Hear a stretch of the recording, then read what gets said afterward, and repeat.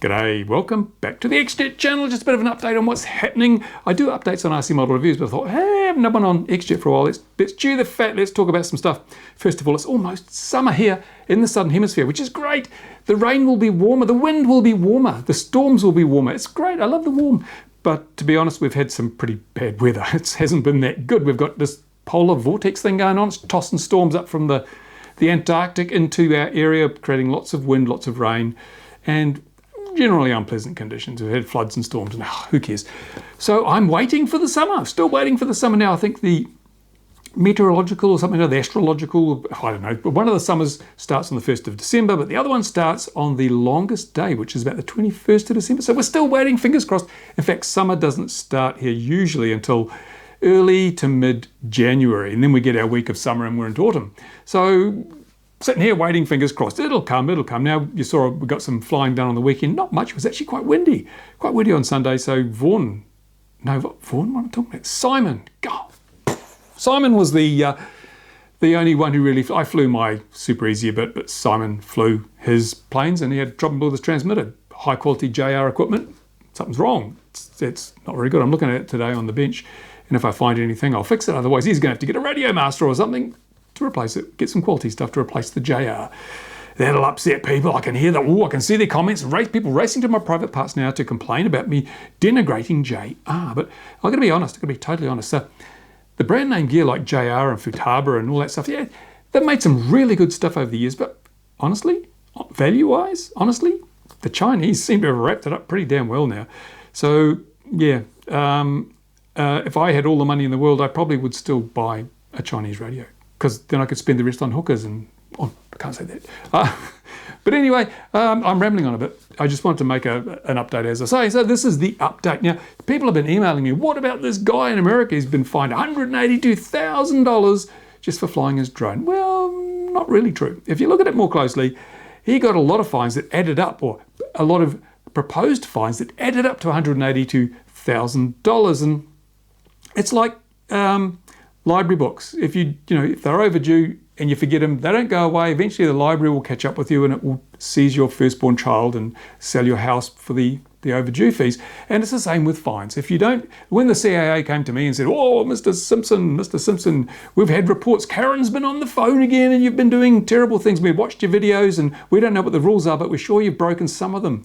Now, I spoke with the CAA. We had long conversations, exchanged emails and chats on the phone and things. You've got to interface with these people. You may not like them, you may not like what they're trying to do, you may not like the way they're doing it, but you've got to talk to them. You've got to, and you might teach them something, like I did with the CAA. So I'd say to this guy, don't be a dickhead, because yes, he's been a bit of a dickhead. I mean, he's got a YouTube channel and he likes to stir, but like me, he likes to stir stuff up, but he's doing it solely to drive traffic to his YouTube channel. I think it's his character, it's his on-screen character, and it chooses that. That's fine. I mean, I can't criticize anyone for doing that, but be aware that if you're going to do that, you're going to get a bit of flack, a bit of fallout. It becomes hard to defend your position like that. And also, he was silly enough to include a lot of incriminating evidence in his videos, like telemetry that shows the height of his flight, over 400 feet. No, you can't do that. You can't do that. If you were going to do that, you wouldn't do a live stream where the flight height was visible, and I don't know. And also, just make sure you're safe. Now, he says, oh, I've got years of experience, but that doesn't count for diddly squat. People who've had years of experience can still do things that are not particularly safe. Don't fly over people, don't fly. The two golden rules: don't endanger people, don't endanger property. That's what you need to follow. And yes, his drone is sub 250, but in Canada, he could have got away with it because he wasn't breaking any rules, apart from the don't endanger people, don't endanger property, because there are no rules for sub 250 in Canada. But in the USA, the rules still apply. You don't have to register your sub 250, but the rules still apply. The prescriptive rules still apply. So don't think that just because you're flying a lightweight craft, you're exempt from the rules. And Pilot Institute, I think it's a YouTube channel I watched the other day, I left some comments.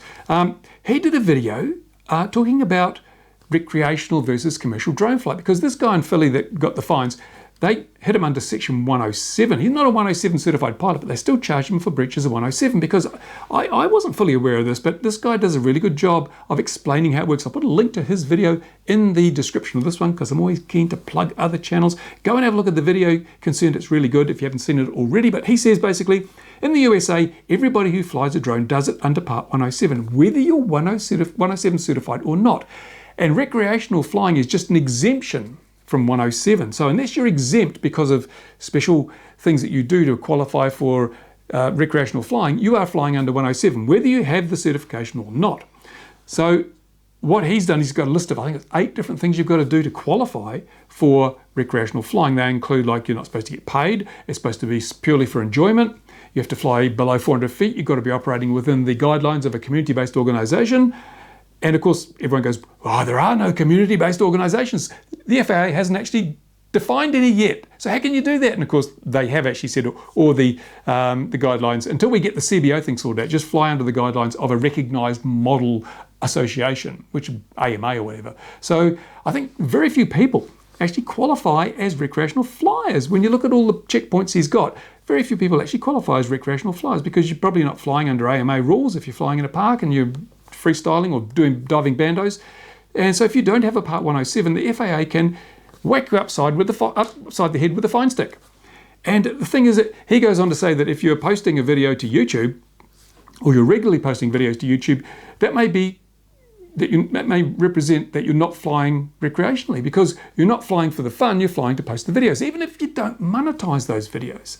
So technically he may be right, but I have a feeling that the FAA has got a lot better things to do than to hunt down people who just post videos to YouTube and to throw the book at them and give them big fines.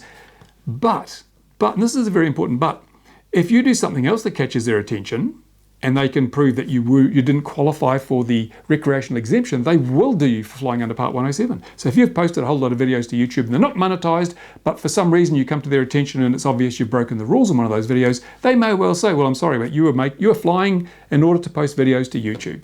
And the other argument is, now that YouTube are going to be putting ads on everybody's videos, whether they're monetized or not, the key phrase that the FAA uses is in the furtherance of a business. Now, it doesn't have to be your business. It can be any business. So you go out, you fly your drone or your model aircraft, you get some wonderful footage, you put it up on your YouTube channel, which has got 32 subscribers, and the video gets 15 views. Woo-hoo, nothing wrong there. It's not monetized because you don't qualify for the partner program. You think, I'm safe. No, you're not. Because once YouTube starts throwing ads on there, the FAA may come along and say, ads on your video. You're flying commercially. And you'll say, no, I didn't put ads on it.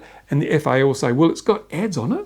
And that's all that matters, because some business is benefiting from your video. So your video is now in furtherance of a business. You need a Part 107. And if you don't have one, that's the end of you, mate. We'll give you a $1,500 fine for breaching the regulations. So we have to be very careful now.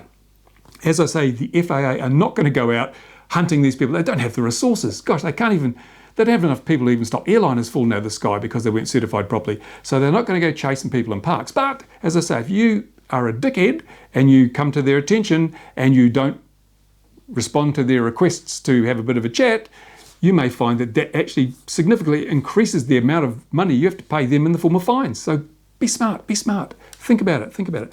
But it poses a terrible question that, really commercial, I just don't understand it. Here in New Zealand, where I live, where the rain is getting warmer, we don't have any distinction between commercial and non-commercial flying. And that's really sensible, because if I go and fly my little drone around a field and I just delete the footage when I'm done, if I've got a recording camera on there, that has the same risk profile as if I fly that same drone around that same field and then I put the video on YouTube and monetize it. It's the same risk. Simply monetizing my video doesn't suddenly retrospectively make that flight dangerous. More dangerous, that's such that I would need extra certifications and pay the government more money for the privilege. No, it makes no damn difference at all. And other people say, oh yes, but if you're flying commercially, you're more likely to take risks because you're earning money. No, you're not.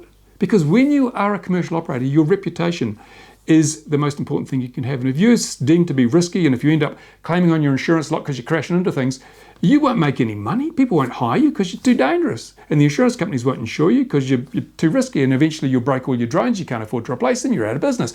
Good businesses, they don't take those, or they manage those risks. So they're more likely, a business is more likely to say, well, let's look, we've got to make sure we don't crash our drones, so we need to make sure people are trained properly, we've got safety procedures in place. That means that business, more often than not, has a lower risk profile than some 16-year-old kid that gets given a drone for Christmas and goes out and tries to dive a building in the middle of town. So, yeah, New Zealand has got that bit right. We've really got that bit right. There's no difference. There's no difference between commercial and non-commercial for America to introduce, and a lot of other countries do the same thing. If they say, oh, commercial, you've got to pay more money, you've got to have more tests and things. No, it's just, we want to share your money. We want to clip your ticket. We want some of the cash you're earning if you're commercial. There's no safety imperative, no safety reasons whatsoever for this. The other thing people have been asking me about is the allegedly new DJI version 2 goggles and their freestyle FPV drone that they apparently have developed, and there's pictures all over the internet and like everyone, ooh. Now, I can't say anything. I can't say anything about it. You know what NDAs are like? I can't even say if it exists because I don't know. DJI didn't send me one. They didn't send me two, actually. In fact, come to think of it, they didn't send me a whole lot of them. I don't know what's going on. I got no inside knowledge on this, but I wanted to look at it from the perspective of, would it be a sensible thing for them to do, to create an FPV freestyle drone? And I got to think, I would have to scratch my head. Ooh, splinters. I can fix that later. I would have to scratch my head and say, I don't really think it's such a smart move for DJI because typically people fly freestyle drones. They're made of carbon fiber. They're tough as old boots. You can crash them into concrete. The worst you do is bend a prop, maybe break a motor shaft, and you can buy a new motor for $20. It means you can treat them as indestructible, and if you do break them, they're cheap as beans to fix. And that's the whole fun of freestyling, is that you don't have to worry. It's not like flying balsa wood model airplanes where they break and you've got to rebuild the whole damn thing. Maintenance is small and they're tough as boots, and it's cheap. It's super cheap. You buy batteries, a 1300 4-cell battery or 6-cell battery, and it's, $20-30 in the USA. And if it bursts into flames because you smack it into a concrete pole or something, you just put a new one in there. Now DJI is totally different. DJI doesn't work that way. DJI, everything is proprietary with DJI. If you've got a Mavic, you've got to buy the batteries, can't use a LiPo, you've got to buy the right batteries. And if you break a motor or something, well, you've got to buy a DJI motor, and all the spare parts are like hyper expensive in many cases. So it doesn't fit well with the freestyle scene. I can imagine that if DJI make these freestyle quads and they put them on the market and they sell them as just RTF, buy it, fly it, they're going to have a lot of trouble. They're going to have a lot of returns. People going, oh, mine broke. It broke. Oh yeah, I did crash it into concrete from 200 feet because I can't fly for beans, but it broke. I want a new one under warranty. There's going to be a lot of cost, a lot of overhead, not even so much because DJI would just refuse those claims, say, no, I'm sorry, you broke it due to pilot error. But it's going to damage their reputation a bit, I think, if they do that. People are going to be saying, I bought this DJI drone, crashed it, and they wouldn't even fix it under warranty, because in the past, if you had a Phantom or a Mavic and it was proven that it wasn't your fault, they look at the logs on the SD card that's buried inside, they'd do a warranty repair. If it flew away and crashed into something, it wasn't your fault, they'd quite often repair it free. But it's not going to happen with a freestyle drone. And the thing is that people who are buying these are probably looking at the footage on YouTube going, wow, that's great. Look at these guys flying through gaps and diving buildings. I want to do that. My Mavic won't do that. My Phantom won't do that. My Inspire hardly does it. So I want a drone that'll do it. They'll go along, pay their $1,000, $1,500, whatever it is, and come home with this shiny new freestyle racer drone, FPV drone, and they'll put the goggles on and they go, wow, and they'll take off and they'll smack into a building or wipe out some child or do something and wreck it and cause damage and injury, and they'll be really paid off because it's not like flying a Mavic or a Phantom or an Inspire. You actually have to know what you're doing. You have to know how to fly.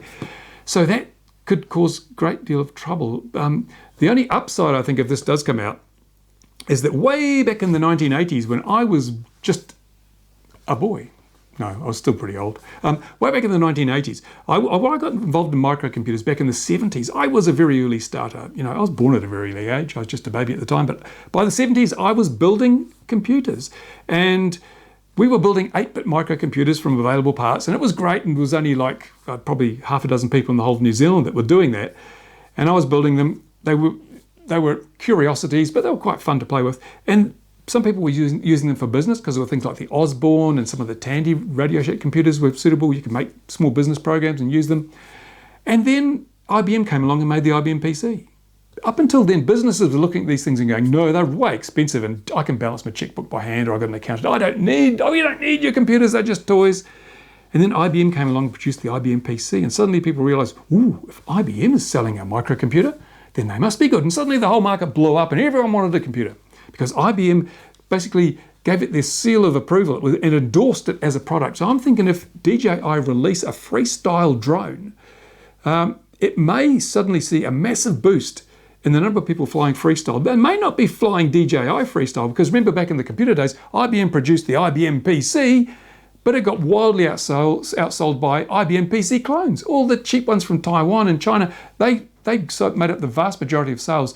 IBM was too expensive and proprietary, whereas the clones, they were half the price and they worked just as well. That's what's going to happen with freestyle. I think if DJI produces a good freestyle drone, it'll get people interested and involved. And they might buy a DJI and then they go, oh, this damn thing is costing me hundreds of dollars every week to replace motors and arms and things.